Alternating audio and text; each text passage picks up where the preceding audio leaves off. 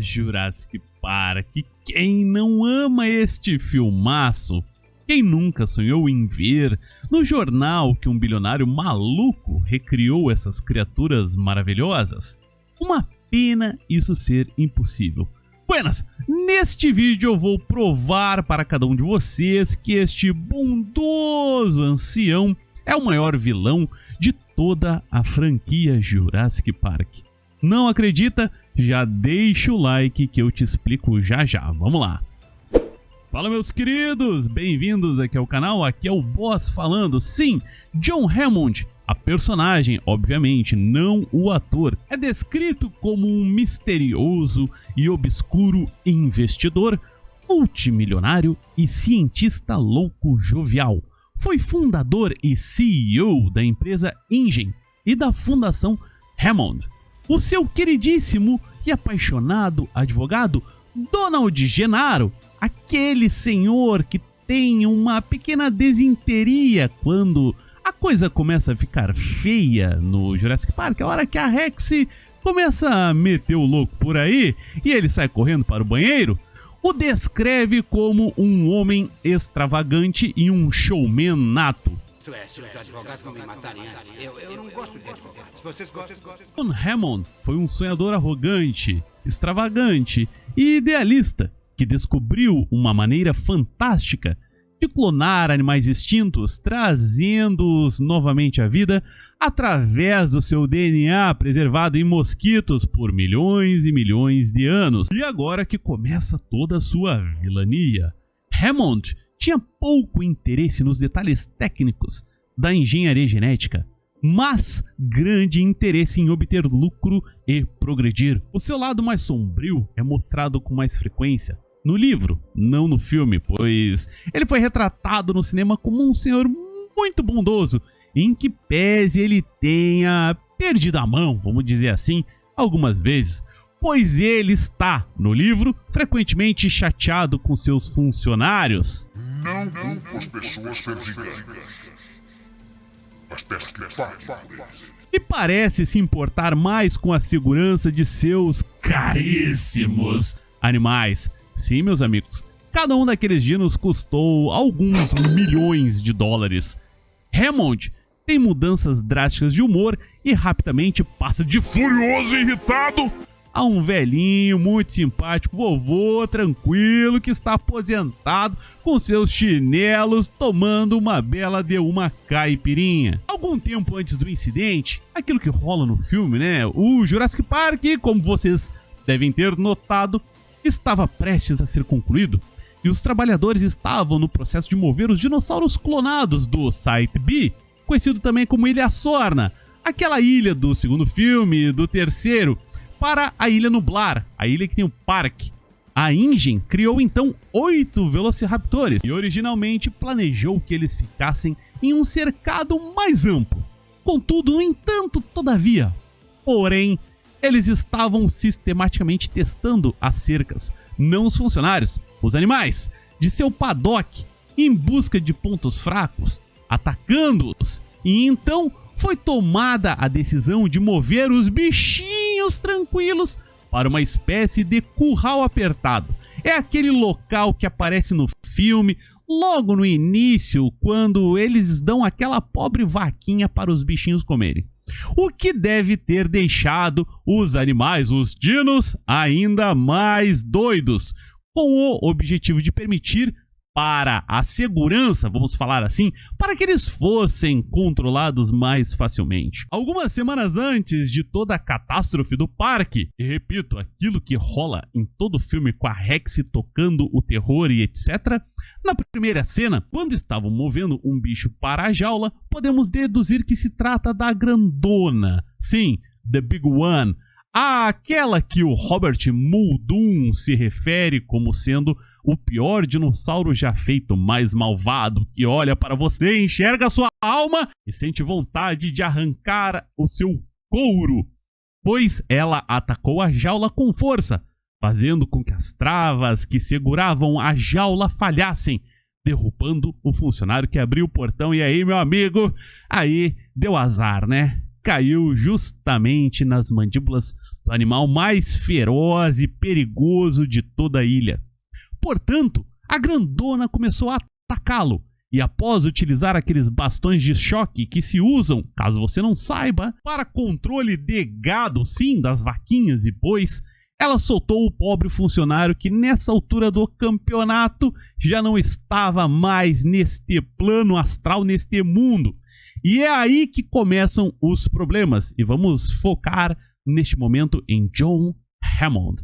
Ele repete por várias vezes, você deve lembrar do filme, que não poupou despesas. É a frase icônica de John Hammond, dita em várias oportunidades, salientando que ele não economizou para poder criar o maior e melhor parque temático do mundo. Ok, muito bom, nobre ancião. No entanto, já que havia um animal clonado, extremamente violento, que estava atacando as cercas e até mesmo levou ao falecimento brutal de um funcionário, tal bicho deveria ter sido abatido. Sim, é triste, mas é isso que deve ser feito. E antes que algum protetor de animais apareça, quero salientar que estamos falando de um animal ficcional que, na melhor das hipóteses, existiu há muitos milhões de anos. Ô John, meu amigo, John Hammond, vem cá. Se tu não poupou despesas, por que não abateu a grandona, meu filho? Ela te custou outros 5 animais. Senhor John, pobre ancião, teria sido muito mais barato ter se livrado dela. Afinal, ela não teria dado cabo dos demais raptores e muita dor de cabeça seria poupada.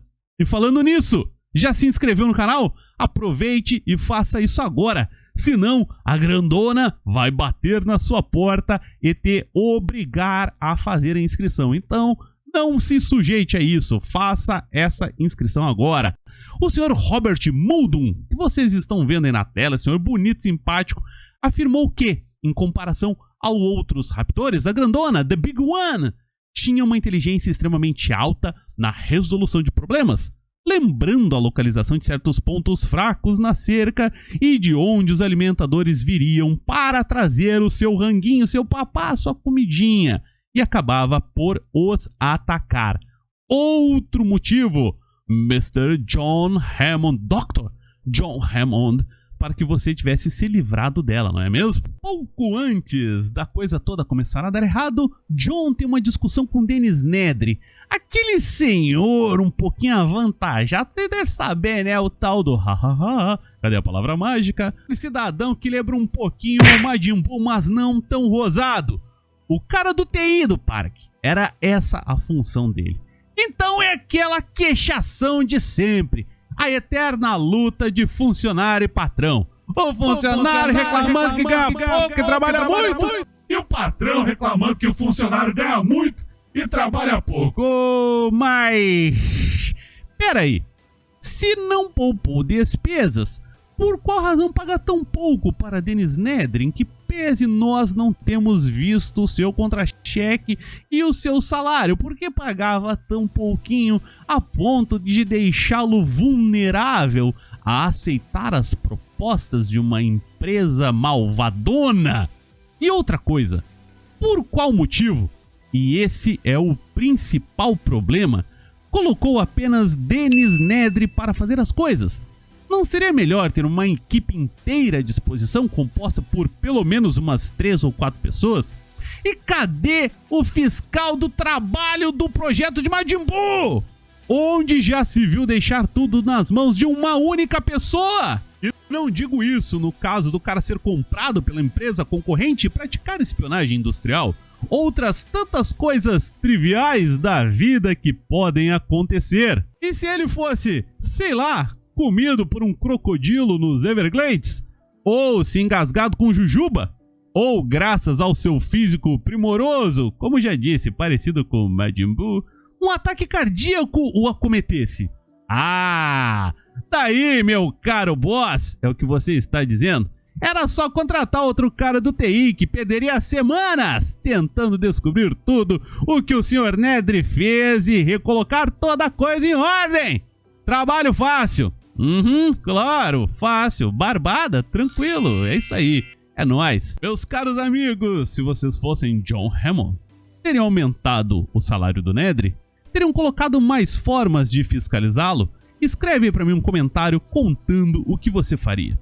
Então, o pandemônio estava rolando. É bunda pra um lado, é braço pro outro, é a doutora Ian Malcolm besuntada em óleo. Uma cena verdadeiramente pavorosa. E o Robert Muldoon fala, mas oxê, vamos fazer então contingente lisina.